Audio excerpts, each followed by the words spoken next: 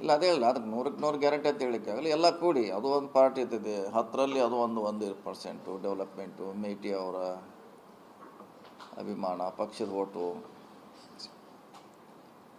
Development, ಇವೆಲ್ಲ ಕೂಡಿ ಗೆಲ್ಲಲಿಕ್ಕೆ ಒಂದೇ ಆದರೆ ಒಂದರಿಂದ ನಾವು ಯಾವುದೇ ಗೆಲ್ಲಲಿಕ್ಕಾಗಲ್ಲ.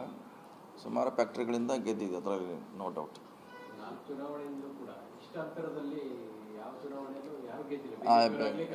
ಯಾರು ಇಷ್ಟು 10,000 ಅಷ್ಟೇ ಮ್ಯಾಕ್ಸಿಮಮ್. ನಮ್ಮ ಓಟುಗಳು BJPಯಲ್ಲಿ ಇರೋದ್ರಿಂದ ಅವನು ವಾಪಸ್ ಪಡೆಯುವಲ್ಲಿ ಯಶಸ್ವಿ ಆಗಿದ್ವಿ. ನಾವೇನು ಅಹಿಂದ ಓಟ್ ಹತ್ತೀವಿ, SC/ST ಓಟ್ ಹತ್ತಿಲ್ಲ, ಅವರೆಲ್ಲ BJPಯಲ್ಲೇ ಇದ್ದರು. ಅವನು ವಾಪಸ್ ತರುವಂಥ ಪ್ರಯತ್ನ ಮಾಡಿದ್ವಿ, ಅದರಲ್ಲಿ ಸಕ್ಸಸ್ ಆಗಿದ್ದೀವಿ.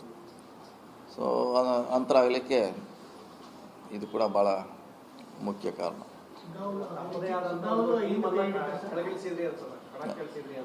ಯಾವುದ್ರೆ ಹೌದು, ನಮ್ಮ ಟೀಮ್ ಕೂಡ ಸಾಕಷ್ಟು ವರ್ಕ್ ಮಾಡೋದ್ರಿಂದ ಅಹಿಂದ ಮತಗಳನ್ನು ಒಂದು ಕಡೆ ತರಲಿಕ್ಕೆ ಅಡಿಷ್ನಲ್ ಗೆಲ್ತಿದ್ವಿ, ಮಾರ್ಜಿನ್ ಕಡಿಮೆ ಆಗೋಯಿತು. ಆದರೆ ಇದು ಹೈಯೆಸ್ಟ್ ಆಗಲಿಕ್ಕೆ ಅಹಿಂದ ಮತಗಳನ್ನು ಒಂದೇ ಕಡೆ ತರಲಿಕ್ಕೆ ಸಕ್ಸಸ್ ಆಗಿದ್ದೀವಿ, ಯಶಸ್ವಿಯಾಗಿ.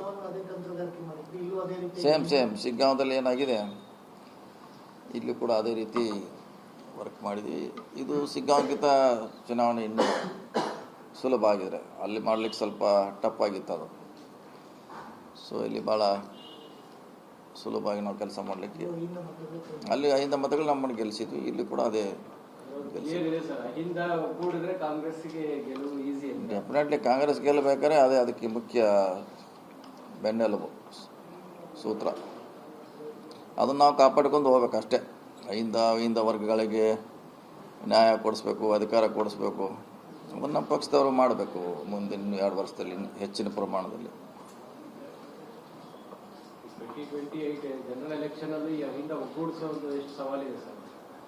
ಅದೇ ನಮಗೆ ಚಾಲೆಂಜ್. ಈಗ 2 ವರ್ಷದಲ್ಲಿ ಅವಕಾಶ ಇದೆ, ಒಳ್ಳೆ ಕೆಲಸ ಮಾಡಿ ಅವ್ನು ಒಗ್ಗೂಡಿಸಿದ್ರೆ ಮತ್ತೆ ನಾವು ಅಧಿಕಾರದಲ್ಲಿ ಬರ್ತೀವಿ.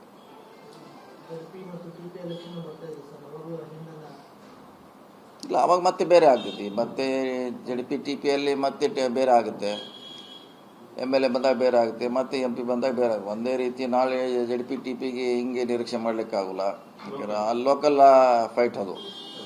ನಮ್ಮ ಓಟ್ ಆ ಕಡೆ ಹೋಗ್ತಾವೆ, ಅವ್ರ ಓಟ್ ಈ ಕಡೆ ಬರ್ತಾವೆ. 100% MLA ಅದಕ್ಕೂ ಮಾಡಲಿಕ್ಕಾಗಲ್ಲ. MLAಗೆ ಮಾತ್ರ ಅಹಿಂದ ಫ್ಯಾಕ್ಟರ್ ಮಾಡಲಿಕ್ಕೆ ಅವಕಾಶ ಇದೆ, ಅದು JDP TPಯಲ್ಲಿ ಮಾಡಲಿಕ್ಕಾಗಲ್ಲ.